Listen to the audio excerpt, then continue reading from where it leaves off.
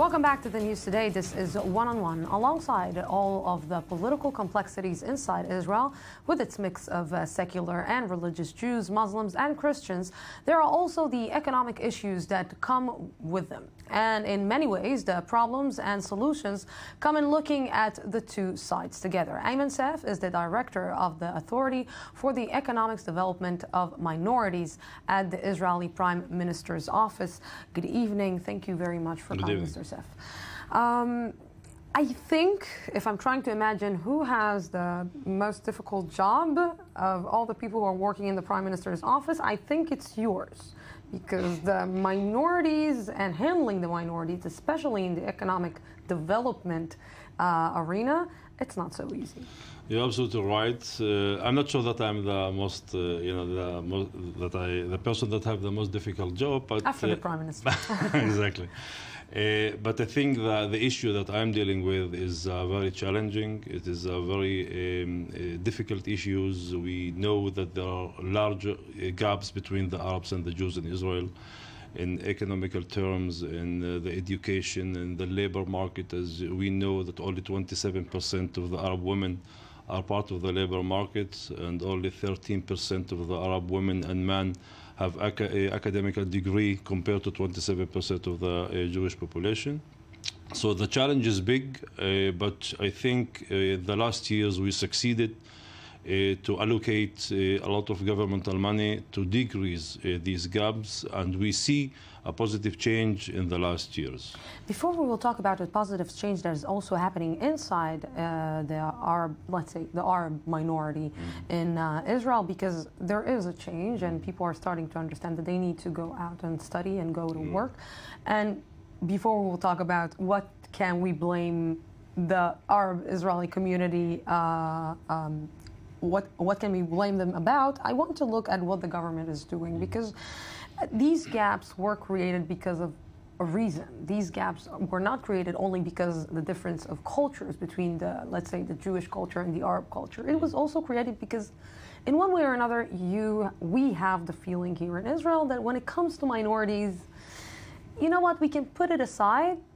And now there are elections. So in the election time, we remember that there are minorities and we need to, let's say, put some roads and go and put some more money in education. And it seems that the minority is not getting the attention that it needs to get. Okay, I mean, there's a rule, of course, of the government, you know, for these gaps between the Arabs and the Jews. I mean, the allocation of governmental money during the decades, I mean, it was not enough, you know, to decrease the gaps between the Arabs and the Jews. And we know that, and we said that. Now, what we are doing in the last years, I mean, the government took several governmental resolutions to change this situation. As example, the creation of the authority that I'm running at the Prime Minister office, you know. So we work with the Prime Minister office with this issue of economical integration of the Arab minorities in Israel. We have another 6 governmental resolutions in the last years, amounted about 5 billion shekels to invest in the Arab villages and towns and to integrate the Arab minorities in the Israeli economy. So we have now governmental money. You're talking about 5 billion shekels? 5 billion shekels. 5 billion shekels, it's a lot of money. So you're right. When we're going to the villages, how come we're still seeing you know, so things running, the water is running out on the streets, and, well, I think, I mean, again, no walking. You know, I don't need to tell you, no parks, no walking side. You don't see any roads being done in the Arab villages. We're talking about a big amount of money. I mean, there's a big amount of money, and we are investing with this money in creating industrial zones in the Arab villages and towns, and operating public transportation that we didn't have, you know, until 2010. We created about 20 employment centers within the Arab villages and towns, and we work a lot with the Arab women, you know, to integrate them in the labor market. We do a lot of work with the higher education. As example, Irtika Fund, and we give scholarships to Arab students to be part of the colleges and universities. And it is we're doing a lot of work, you know, to change the situation, but the gaps and the needs of the Arab villages and towns are large and big. And we need much more governmental money, to decrease these gaps and to see the change that you are talking about, in the villages and towns. And I'm sure if you compare the situation of the Arab villages and towns today to what was to the situation that was 10 years ago, 7 years ago, I think there's a positive change also within the Arab villages and towns.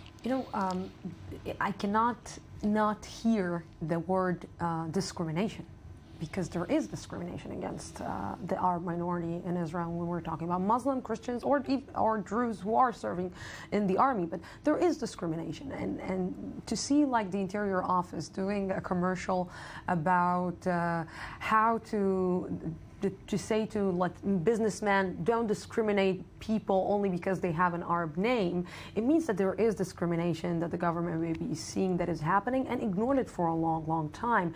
And to change the discrimination, and correct me if I'm wrong, you need to, in one way or another, try to re-educate the system and re-educate the people. You're absolutely right. I think if we take as example the labor market, I mean, if we look at the high-tech industry, so we know that only 2% of the engineers in the high-tech industry are Arabs. I mean, what are the reasons? I'm sure that some of the reasons are also discrimination. So what we are doing, to change the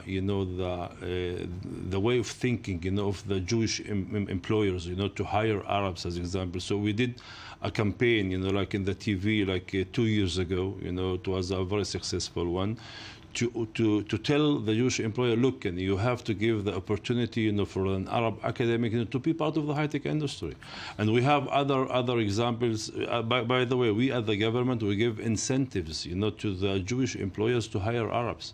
And we succeeded in the last years, to integrate more than 2,000 Arab engineers into the high-tech industry. And my question is, in the health industry, in the hospitals, we see that 40% of the doctors are Arabs. And, 45% of the nurses are Arabs. So why it is succeeding, in the health industry and we don't succeed, like in the private sector? So we try to, to copy, this successful, model in the health industry or health sector, to the business model. So I'm trying, after we pointed the finger maybe at the government, let's try to point a finger towards the society itself. And it seems that the society in one way or another maybe finds this, let's say, try to be part of the work cycle in Israel is some kind of, to being too much Israeli for them. And there, when we can say that the cultural differences are also affecting.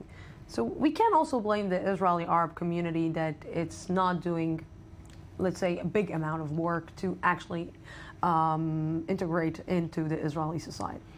Well, I don't know. If we can blame, the Israeli Arab society, because if we look at what are the challenges, the obstacles that, as example, hinder, like the Arab women to be part of the labor market, it is the lack of jobs. And we need jobs near the residential areas, of the Arab villages and towns. And you can't accept that an Arab woman from Sakhnin or from Tamra, Shfaram, drive all the way along to Tel Aviv, to work here and to go back, to Sakhnin. We need more industrial zones, like near the Arab villages and towns.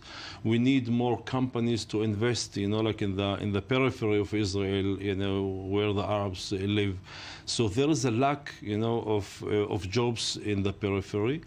And regarding the Arab academics, we have today like thousands of Arab academics. They want to be part of the labor market. They are willing, to come to Tel Aviv and to Jerusalem to be part of the labor market, but they see the doors are closed in them, because of the reason that we were talking. But it is very significant to say that things are changing. We see more Arabs in the private sector and in the governmental sector, by the way. And I want to say, you said we need, but we need, I think, more people like you in the Israeli society.